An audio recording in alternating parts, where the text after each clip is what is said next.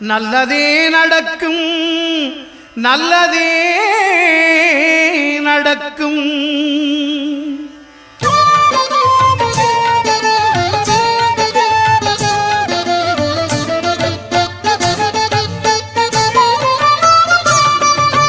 ஒன்பது கோளும் ஒன்றாய் காண